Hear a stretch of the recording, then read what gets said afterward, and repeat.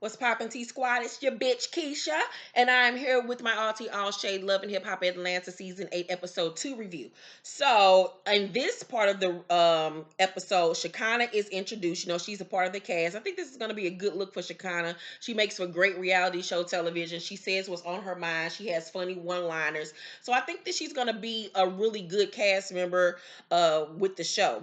So, she's speaking at a conference with Kirk and Rashida. Mimi and Carly are there too, and we find out that Kirk and Rashida 19th anniversary is coming up, and she tells the girls that they're going to have all the kids over, including Cannon, for this dinner that they're going to have. So scripted, so fake, but whatever. So at KK house, Scrap meets with his dad, who he thought was dead. Sass and his father, Big Will, walk in, and he says he has problems speaking because, you know, he had an aneurysm and a stroke or whatever. But Scrap don't really give a fuck about all that shit. Scrap got an attitude and say, you know, you could have wrote, like, ain't shit wrong with your hand, nigga. So Big Will says that he didn't know KK even had a kid because he didn't know where she was at. Scrap gets mad and says, you know, because he feel like ain't nobody really giving him the answer that he wants. So he walk out and his brother follow him, and he tell his brother, like, you know, before he got sick, that nigga had 15 years before he has got sick. So like, what was the excuse then? So Sad says as Muslims they can't hold any grudges, and he say, you know, when KK reached out to him, he came through and got you up out of there. But I'm like, I thought his sister got him out of the halfway house because she wasn't a felon. How did the daddy get him out? I'm so confused with that. Somebody explain it to me. Only one person got to, a whole bunch of you don't. So Scrap say, you know, that's the crazy part. It sounds like it's more to the story. And I agree. Like, somebody is lying. Some shit ain't adding up. So he goes back in, and KK say to the daddy, you were making contact with your daughter. What about your son? But he don't ever get the chance to respond because Scrap, you know, get to talking to him, and he say, you know, I got two boys. They call me daddy. I ain't never said that to nobody. And when he said that shit fucked with my heart because, you know, any of my followers know that my son has not had a relationship with his father. They actually just started trying to build a relationship at the age of 19. So that touched my heart because I understand that. I know how that feels for my son because my son went through that. So I felt that, and I felt that man's pain when he said that shit and how he looked at that man's eyes. And I was like, wow, like that's fucked up. And that daddy need to felt like shit. So Big Will say, you know, I get it. You know, I love you, man. And I'm like, but you know, he said, but you know, I love you. And he was like, and I'm like, nigga, how you think we know that you love this man? Like, he don't know you love him. He don't even know you. This is his first time fucking meeting you. Like, that was a stupid fucking response. Maybe he was nervous. I don't really know, but that was stupid. And then Scrap say, you love me. Why? And Big Will say, man, I just love you. Like, what? So in his confessional, Scrap say he loved me, but he ain't come get me when my mom was locked up. Like, she was always there for me. She, you know, held me down. Even when she was locked up, she was there for me. So Scrap say to the daddy, you know, wherever we go from here is wherever it go. I'm Scrap. Nobody calls me Will though. Nice to meet you. And he shake the man's hand. And I had to respect the way he came to that nigga. Like, I might got your name, nigga, but I ain't shit like you. So at Carly house, she with her fresh out of jail looking at his boyfriend named Mo. She says that he's self-made, aka the nigga's a felon. He a drug dealer, bitch. So he got her initials tattooed on his fingers and shit, and they all googly eyed, and he looked dusty, and I was like, all right. So Spice tells her people that she's gonna change her skin color to prove a point about dark skinned girls being pushed down and talked about.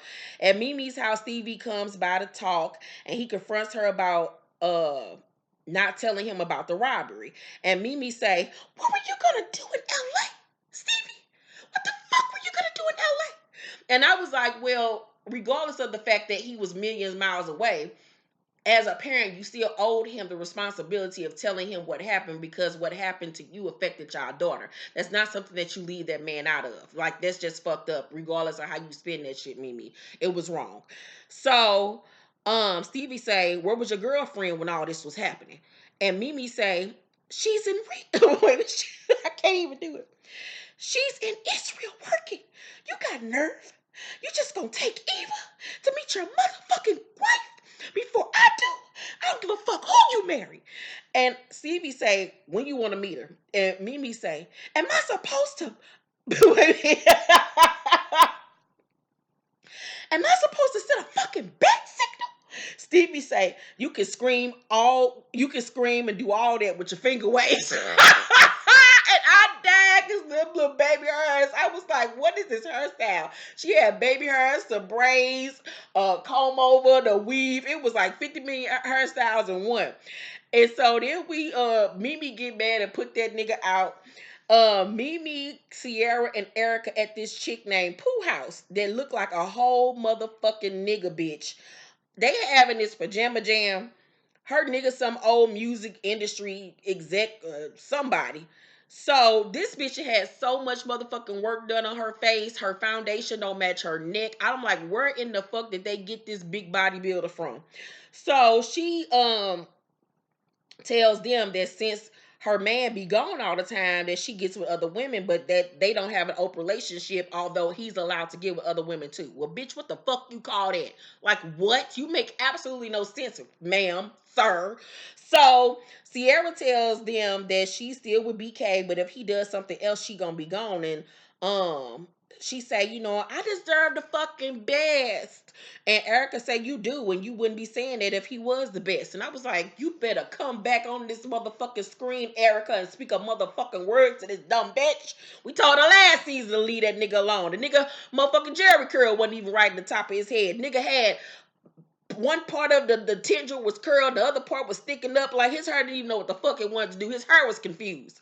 So Pooh says that she hasn't gotten an invite to Crawley's engagement party and says that she doesn't hear from Crawley at all anymore. And they used to talk on the phone every day.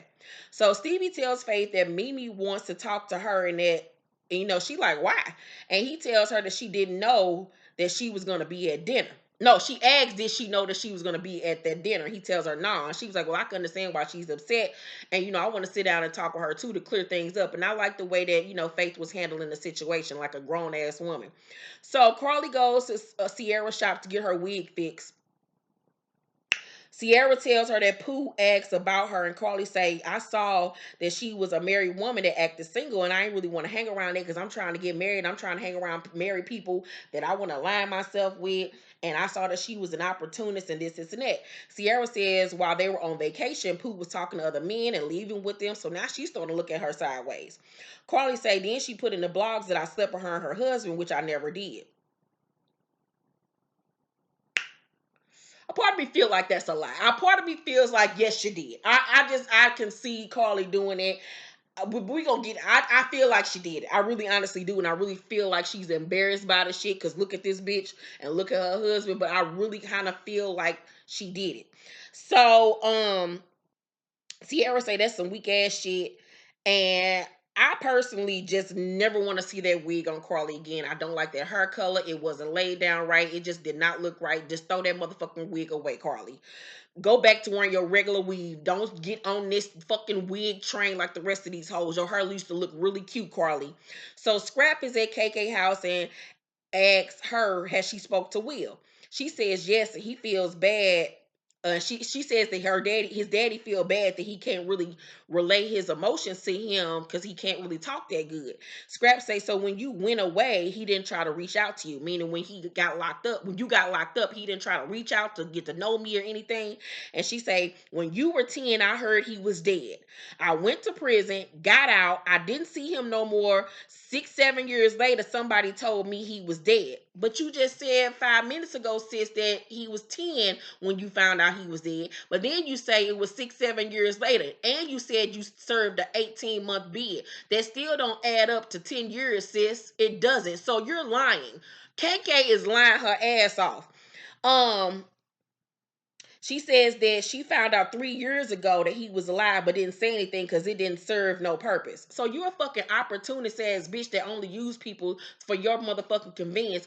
But you knew that this man's father was alive and just said, well, I'm not going to tell him because it doesn't serve me any. And like he told her, like, that wasn't your decision to make. You should have told me. And so she's like, well, I mean, I'm sorry. What did you want me to do? Like, she was just so empathetic. Like, oh, like KK, just throw her the whole bitch away. Her and her dead dog. So it's Kirk and Rashida anniversary dinner. His daughter bring Cannon over, and Kirk say to the little baby, come meet Shema. I guess that's what all his 90 million other kids call Rashida Shema. What the fuck that means. Cannon yelled at Rashida to leave him the fuck alone because he don't want to have shit to do with this bullshit. The baby just wanted snacks and a Pedialyte, and he want to go to bed and get his check, and you niggas to leave him the fuck alone with this fake ass goddamn storyline. So Rashida asks Kirk how he communicates with his mama. And he says that, Jasmine always partying, that Ken is always with his grandmama, and that he's gonna talk to the granny about his well-being. It seems like they're gonna try to do a storyline this season about like trying to take the baby away from the girl. Because if you saw Rashida Thomas, I mean, if he was over here, he'd be potty trained at the age of 2. We don't play that around her. Girl, shut your ass up, bitch. So Mimi meets with Stevie and Faith. Faith looked so cute. I loved her outfit. Her makeup, everything was on point. Mimi arrived. She looked really pretty too. She arrived with that attitude, and she say to Steve, "I thought we were gonna tell Eva together that you were married." And Stevie say, "Doesn't matter." And she say, "Yes, the fuck it matters." Stevie say, "Black moms matter." That shit tickled me, y'all. Stevie says that he was just excited, he just wanted to tell her, and Faith is like, I just want to let you know that I wasn't aware of any of this. And Mimi say, "I'm sure you weren't." And Faith, then side with Mimi about him being consistent, about him being inconsistent, and she be having to get on his ass too. And I'm like, Faith, you too motherfucking old to be policing this grown old ass nigga about doing what the fuck he needs to do. Like, what are you going through, sis? That you even putting up with niggas like this? Like, what the fuck? Wasn't Biggie and your other husband enough? Like, girl. So Stevie say, "I know it's my fault. Y'all ain't gotta rub it in." Faith say, "You ain't gotta get frustrated." And at the end, they all just decide to be cordial and cool. So Pooh goes to Carly's store. And at that point, I figured out who this bitch looked like. Because I was looking at her like, who the fuck does she look like? And if you don't follow me on Instagram, this is what I posted. You can't tell me this bitch ain't a nigga. You cannot tell me she don't tuck every day when she get dressed. She look like a mix between Shea Coulee and Coco Montrese. You can't tell me the bitch don't. This bitch got a dick. This bitch has to go home at night and untuck, bitch. This bitch is a nigga. I need to see her goddamn birth certificate ASAP. Like, that foundation was, I know drag foundation. I know it. That was drag foundation. That shit was so motherfucking thick. And then when she talked, like her esophagus, was like enunciating, like it looked like she got her Adam's apple shaved down. It's the fake tits, it's the fake ass, it's the fake hips, it's all the surgery. You see where she got her face pulled. That bitch is a nigga. That bitch is a man. She is a man, bitch. And I ain't got no problem if she a man. That's the least of my motherfucking words, but that's a nigga. That is a whole nigga. That bitch wear long johns in the winter with Timbs. Fuck that. That is a nigga, bitch. Her voice is really like this. Her name is Keith. That's a man, bitch. She got cornrows underneath her and motherfucking dingleberries in her ass. That is a nigga. So, whew, child. So, wait a minute, I gotta go back to my notes. I'm on the wrong notes. So, Pooh go to her store and she say to Carly, "I was wondering why I wasn't invited to your engagement party." And Carly say, "Instead of gossiping, just call me. I feel like you only hang around me because of who I know." And Pooh say, "But you do know who my husband is, right?" And Carly said, "Don't nobody know who he is." And she was like, "Everybody in the world know who he is." No, we don't know who that old ass nigga is, bitch. You only know who that nigga is. So Pooh say, "When they talk about you, it's hoe. When they talk about Hiram, it's respect." Carly say, "In the past, when I bought my niggas around you, you were so touchy-feely and shit." And Pooh say, "But you sucked Hiram's dick. So what's the difference? And you sucked my pussy and ate my ass." Carly say, "You're lying. You're lying." And then they go back and forth, arguing back and forth. And then a security end up escorting the bitch out. And Carly act like she gonna throw something, but she ain't. And then the episode goes off. I believe what the fuck Pooh said, bitch. I believe they got down, bitch. But that is a nigga. I think she fucked Carly. I don't think Carly ate her ass and sucked her pussy, but I think she fucked her with a dildo or a dick, bitch. Let's talk down below. What do y'all think? Do y'all think that Pooh is a nigga? Let's talk down below.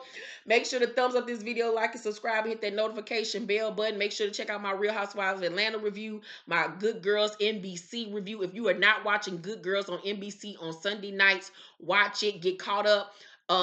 Season 1 and season 2 episodes are on Netflix. If you have Netflix, go and check it out and get caught up. It is one of the best television shows out right now. We need the support so it does not get canceled, y'all. Watch NBC Good Girls so y'all can watch my reviews.